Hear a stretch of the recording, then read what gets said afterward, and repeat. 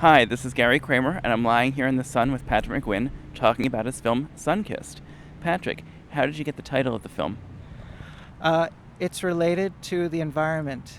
The film opens with windmills and air, earth, water, and sun. And I wanted to create a sense of environment and place. And why did you choose the title Sunkissed? Well, it's about being enveloped by the sun. It's about Like we are now. yes, on this beautiful sunny day. Can we talk about the biting incident in the film where Leo is bitten by Teddy? Yes, to me that's about obsession. It's about being totally obsessed with somebody and wanting them that badly that are willing Make your to mark. make your mark.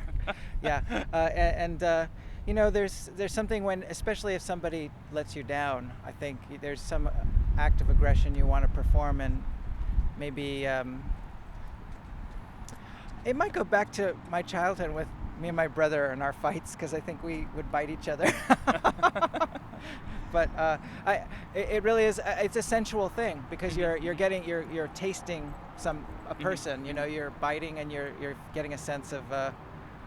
It's very visceral.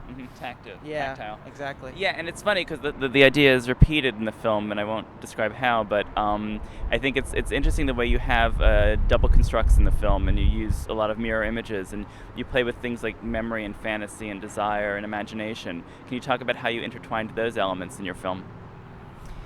Well, I've said this before. Memory to me is about cinema because we remember. It captures a moment in time, and you're looking back at it at a later future time. And cinema to me is about looking back and feeling something for the past, and with a tinge of melancholy perhaps, because there's a sense of wanting to remember and live that moment again. And so memory to me is inherently tied with filmmaking and cinema and documenting something. I think a lot of creativity for me is about a moment that happens and then being able to recall it, capture it somehow. And your film actually has a lot of cinematic references to it. I mean, I found myself thinking about a lot of films like Three Women by Robert Altman, for instance. What homages did you pay in the film in terms of how you constructed, the narrative? Well, the sense of the script was written just the way it appears in the movie. It wasn't written in a linear fashion and then broken up in editing, for instance. I wrote the film with a non-linear approach in mind, like what I wanted to call it like a interdimensional windows that each of the characters had into other realities. And yeah, because it doesn't come off as very experimental, although the style of it is experimental. Well, exactly. I was inspired by 60s experimental films and just non-narrative films completely, and I thought it would be interesting to apply certain aspects of narrative and yet retain a lot of experimental aspects to filmmaking in a story about a kind of a love story, kind of a twisted love story. But I was definitely inspired by 60s filmmaking in my approach, and I wanted the film to have a 60s look for that reason. Yeah, and I think that's what makes it so distinctive is the visuals. I mean, I like the way you sort of layer the structure of how the characters are interacting and the sequence of events. The editing is very sort of critical to the way the film's style, comes across. How did you conceive of that? Because you talked about the layers of the narrative. Well, I really felt that with a story like this, I wanted to just show that there were so many possibilities. As there are possibilities in life, or whatever. No, and I think the film requires multiple viewings to get all of the different elements and see how they interact, interwork, intersect. And I like that element about it, or that aspect about it. What about the title, Sunkissed? Why did you choose to call it that? Well, the idea of the sun being kind of a dominant force. People have asked about the elements in the film. the film opens, Right. you know, With wind with and windmills, water and then and there's air, earth, right? the Yeah. mountains, and I that was definitely a conscious choice to show an environment, to show a place, and where things can happen, and sort of just this is the landscape, and it's sort of a barren landscape, and yet at the same time there can be such solitude there, and there's a sense of complete immersion in yourself, and I think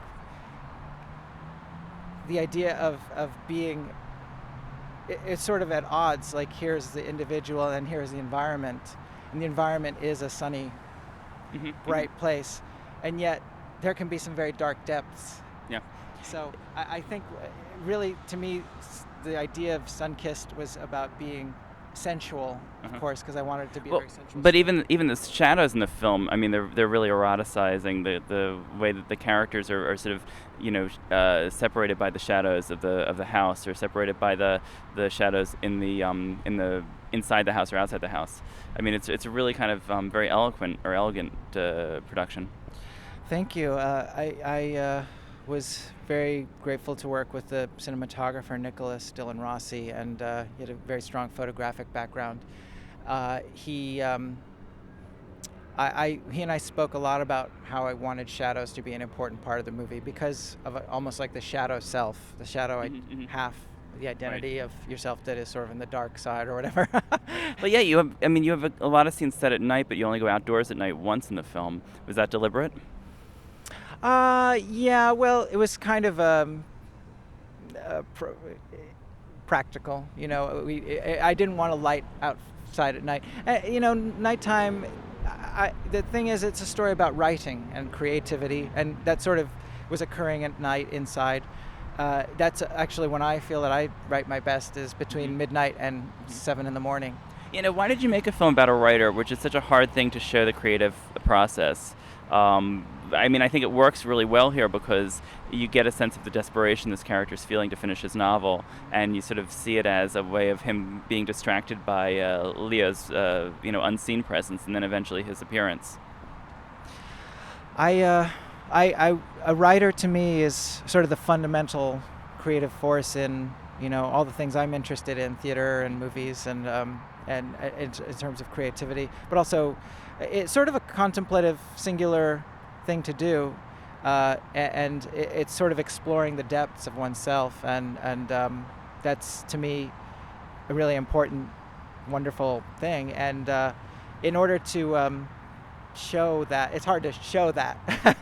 So, and I know a lot of writers. I've known writers throughout my life, just, you know, professional writers and people who are getting started in writing, and their journeys have always been very fascinating to me, like why they want to write and what they want to write about, and often I just think, you know, I think everybody should and could write. I think that's just it's a wonderful tool to express oneself, and to me it was important to show the kind of people that I care about in this film, to show that they could, you know, have a dramatic story, right? You don't know. Yeah. Writers are often behind the scenes, so you don't really know what is going on in their mind. How did you get the film's look? It's got a very 70s feel to it. You've got grainy stock and dirt on the lens and all this real texture to it.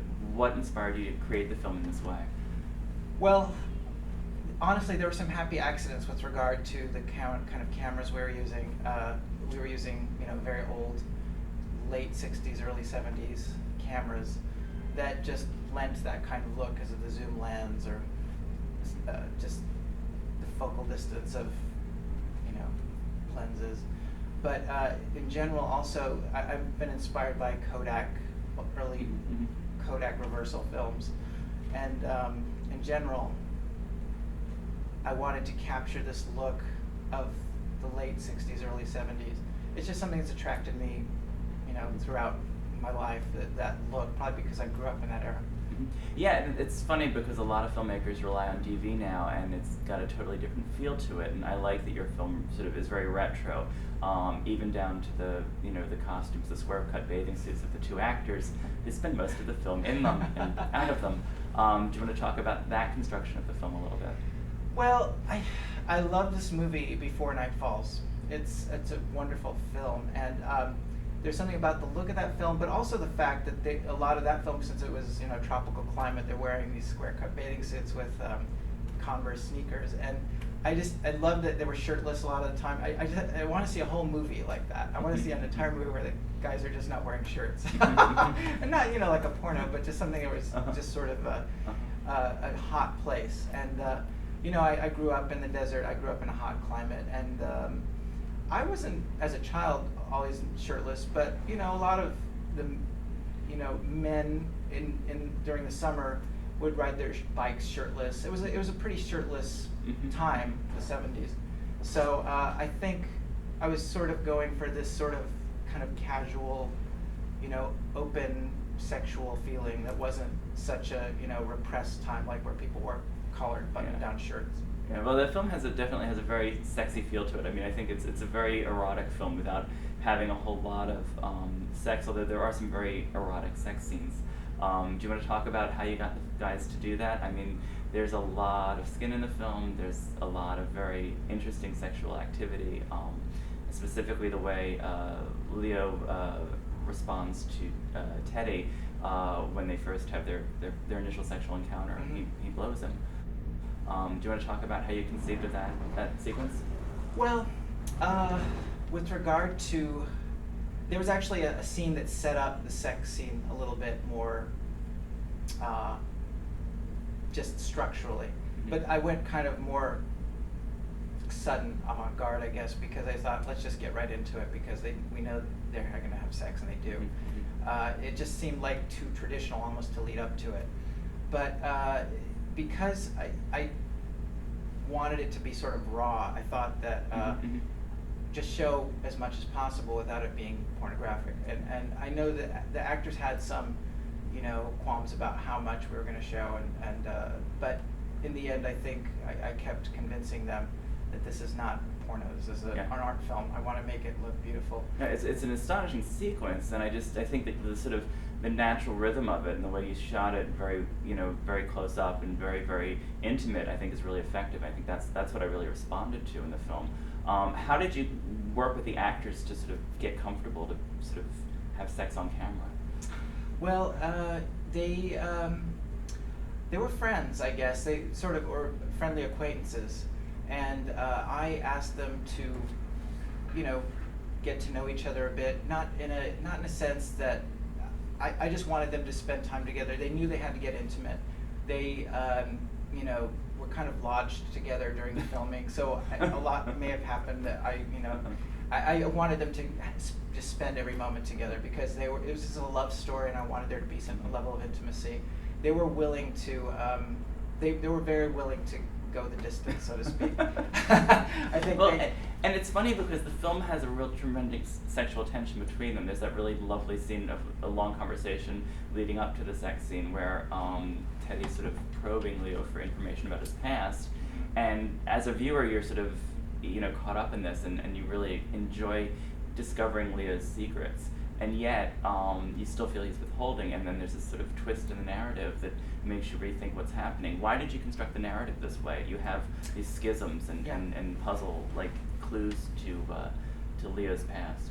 I was inspired by a lot of Buñuel's films, particularly Belle de Jour, and also by a Truffaut film, Mississippi Mermaid, where people reveal a lot, but yet it gets more convoluted the more that's revealed. And because of just this feeling of nod to French filmmaking, I wanted to show that there are lots of layers to people and Americans too, because I just thought in the 60s in France there's a lot going on politically. Here I just thought that there's a lot going on emotionally for a lot of people, and in this case I just thought that Leo has many layers, and it was important to me to just show it in a cinematic way. Yeah, well, it's funny because Leo fetishizes, Teddy fetishizes Leo a lot, even to the point where he takes his swimsuit and sort of sniffs it. But I think he's sort of standing in for the viewer in terms of his fascination with this character. Yes. And I think you brought that out really well. And I like the way you sort of developed the relationship between them. Leo is a real amalgam of different people and conflicts. I think a lot of people feel conflicted, and for me it was about showing how we want to. It's sort of like a Sphinx-like thing, and you want to understand somebody, and it takes time for that to happen. And as you get to know somebody, you may not, things might not work out quite the way you're thinking they will, and that you might learn something more than you need to know. So. Yeah, and I'm thinking sort of about the biting incident. I mean, there is that sort of, Teddy sort of makes his mark with Leah's, It's neck. all savage. And then there's the parallel to that later in the film, and I'm wondering if you constructed the narrative to have these sort of overlapping incidents to sort of explain more or less about the characters. Yes, what I was thinking was that each of the characters are sort of kind of on a plane with each other. They're kind of all synchronous, and yet they're sort of tuning into different dimensions of each other.